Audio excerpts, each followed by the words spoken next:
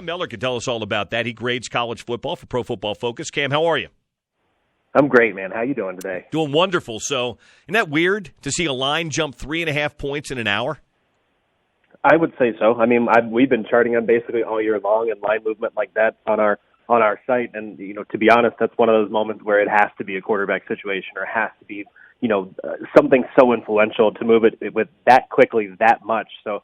Yeah, I mean, Huntley, Monster, something along those lines. But you hit the nail on the head. I don't expect a lot of points to be scored by the Cal Bears at all. Well, it's weird. The Monster thing is very strange. He played against Utah a couple of years ago at the Rose Bowl as a backup quarterback to Josh Rosen, and he wasn't bad. He wasn't great, but he wasn't bad. He was a very young player at that point in time.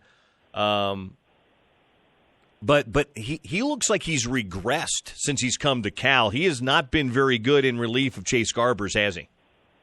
No, he has not been. And, I mean, that was you hate to say that was it for the season for them when they lost Garbers. And who knows if they would have been able to keep up with what they were able to start off the season with. But, I mean, that was it. And you talk about regression. We had mediocre grades for him, a little bit above average for him in his limited duty. But at Cal, it's been a complete turnaround. And, there's not really many moments of shining or saving grace from him from a PFF grade point-wise so far this year.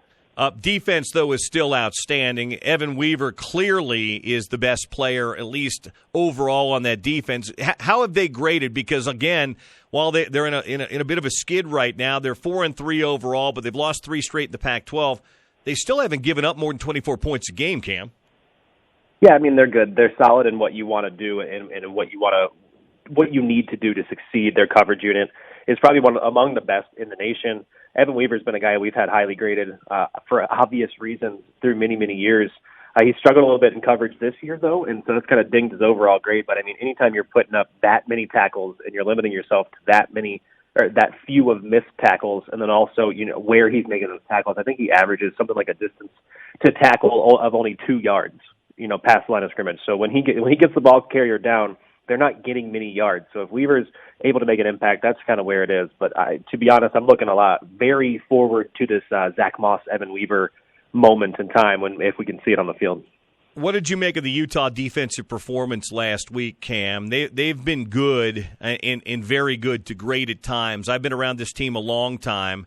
I said the other day after the game, in Morgan Scalley's 4 years as defensive coordinator, I think it might have been his finest moment. But coordinators can draw up a game plan. The players have to execute it. They held ASU and Jaden Daniels to 25 yards passing, 136 total yards in the game. Yeah, I mean, it's not. I think, in my opinion, from an outsider's view, not there. Seeing what I'm seeing, watching the key plays. This is 2 weeks in a row that they've mitigated the best players the other offense has. You stop Brandon Ayuk and you stop Jaden Daniels. It looks a lot like how they were able to keep Isaiah Hodgins from making any sort of big plays a week prior in an underrated offense that the Beavers had. So to be able to limit that, you look at the grades and there's not one player in coverage that stands out, but that's just how effective the pass rush was, I think, than how effective the coverage was on the back end. Everybody has positive grades. No one has a negative grade. And so with that, it's kind of sharing the wealth. So not one person truly stands out besides maybe Mr. and I on the edge. But from a coverage standpoint, it's just literally all positive. So you add up all those, and you have one of the higher-graded coverage games we've seen all season long. One guy in this Utah secondary that sometimes gets overlooked with Jalen Johnson outside and Julian Blackman, even Terrell Burgess having a good year, is their slot corner. That's Javelin Guidry. He's got a lot of PBUs this year. Sometimes slot guys don't get the same love that the outside guys do, but for my money, I think Javelin Guidry's had a really good year. How have you guys graded him so far? We have him up there as well in terms of tops among the slot corners, limiting yardage per snap, which is impressive because he has played a lot of snaps in coverage, over 230-plus snaps in coverage. So he may allow the catches, he may allow a higher catch rate than most, but that's schemed against him. That kind of goes against slot receivers sometimes because you have such little field to work with. So he's limiting the yak, he's limiting the big plays, and that's indicated in his overall grade, which is up there in the top third, actually even the top sixth among all cornerbacks in the conference. So not overlooked in our standards. He just doesn't quite have the splash plays that the nation needs to see him on the national stage, but good grades, solid grades, and top 6 in the conference. You mentioned Bradley and I. We had been waiting for that kind of breakout game against Pac-12 type competition. He abused the poor true freshman left tackle, had the 3-sack game, also got his hands on a pass as well. That was the kind of game that I think Utah needs out of Bradley and I, and maybe more of that coming in the coming weeks. Yeah, I mean, it's what we've seen previously from him before. In our grading standpoint, a ridiculous amount of his pass rushes were wins, even if he didn't get home with pressure, but he still got home with pressure on 9 times on his 30 snaps rushing the passer. So a couple other beaten defenders, but they were able to either scramble away from him or scheme away from him as well. It's kind of, it looks similar from a highlight tape reel standpoint, and if you watch the game too, how kind of the Northwestern offense literally did everything to stay away from Chase Young on Friday night. So if anybody had watched that Ohio State Northwestern game, this is a similar pattern where you have to do anything in your power to get away from him, but he still wins his pass rushes. He still gets home with the sacks. He still gets home with the pressures, and that's why he's on our list and one of our better players that we've graded in a long time along the edge, and that's a talented group to be in contention with. I'm just curious, Cam. We haven't seen the Mel Kipers and the Todd McShays of the world. Those guys do a good job. Sometimes I think they get caught up in the SEC, Big Ten world that they live in back in the eastern part of the United States. And when I say that, I'm kind of leaning toward a guy like Leki Fotu, who coaches out this way know about. But sometimes I feel like because he doesn't play at Alabama or Ohio State or Penn State back east, and a lot of games are buried on the Pac-12 network. You guys watch all the snaps. I don't know that Mel and Todd watch all the snaps, at least in season. But for my money, it's hard for me to believe there have been many interior tackles that have had as impactful an impact on games as Leki Fotu's had for Utah. Well, and I mean, yeah, you're still talking about the guy who is the highest graded defensive player in the entire conference. Not just among interior defenders, it's among everybody.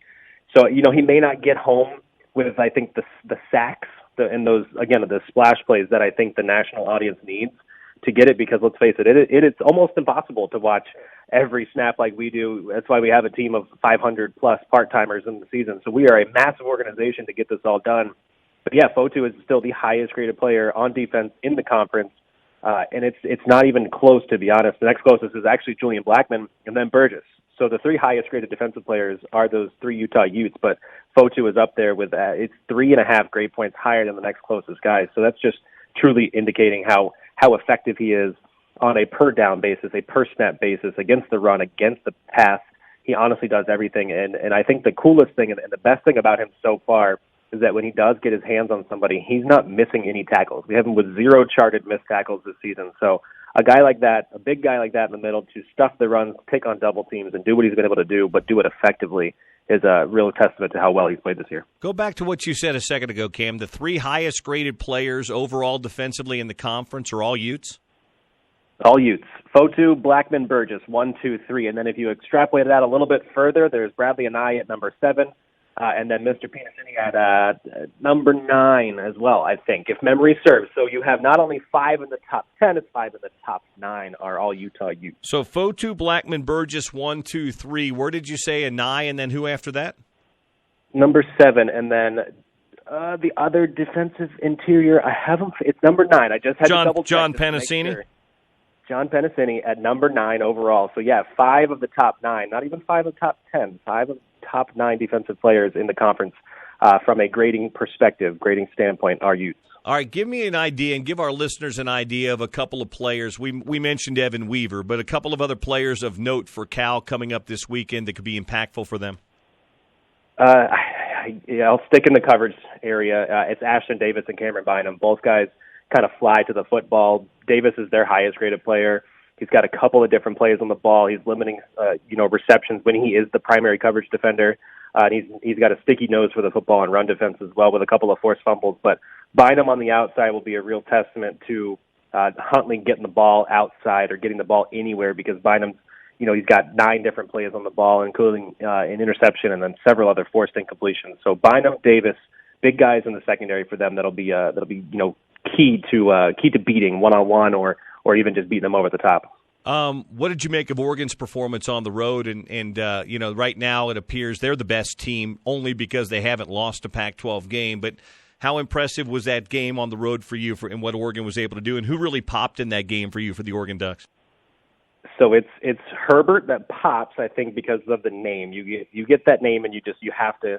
And you look at the stat line, you look at our grades. He was actually outdueled by a grading standpoint by Jacob Eason, but that's no discredit to either one of them. Both of those secondaries were amazing in the game, albeit for how big the numbers were for the quarterback. So I do think Herbert, but then I'm a huge fan and I'm a huge believer of Diamador Lenore for Oregon in the secondary. He's up there with the highest graded players. He's actually the highest graded non-Utah Ute in the conference overall, and so I'm a big fan of Lenore and a big fan of what he was able to do, not limiting a lot, or he limited a lot of receptions and yards in his coverage. One of the only few to do so against Washington. That's a good Oregon football team. I've joked about this, but I think in some ways their defense may be outpacing their offense right now.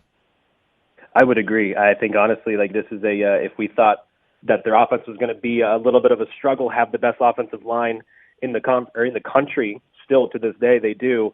I don't think anybody really had them penciled in as having potentially one of the top 5, top 10 defenses in the country. But right now, on paper, a guy like Troy Dye grading out Super Bowl, Javon Holland, everybody kind of with positive grades. Troy Dye won my heart over in that post-game interview when he said he broke his thumb in the first series and then even broke his calf twice after they wrapped it up. So a guy like that, you got to give, your heart goes out for him, or anybody that's played any sort of sport before knows how difficult it would be to play through a broken thumb. Can't not like Troy Dye at that moment, unless you're a Husky fan, I guess. Hey, Cam, give folks an idea of where they can find all this information, both on the college side and the pro side from you guys. Yeah, it's simple enough. Most of our stuff is on Twitter. Easy follows. We're all PFF and then PFF_Cam or PFF_college. It's all over. And then PFF.com has some of our more in-depth write-ups, more of our grades, everything that we kind of push out to the consumer and the forward-facing materials for our company. It's very easy to find. It's great. So follow him on Twitter. You can follow Cam and everybody on Twitter, but go to @PFF on Twitter or @PFF_college for Cam. It's at Cam_PFF, or is it @PFF_Cam? PFF_Cam. Yeah, we're kind of this. It's almost like a cult out there. It's @PFF _ our first name out there. You can find us pretty easily. The cult of college and pro football is what they do. Cam, always good talking with you. We'll talk to you again soon. My pleasure, Bill. Thanks for having me again. There you go, Cam.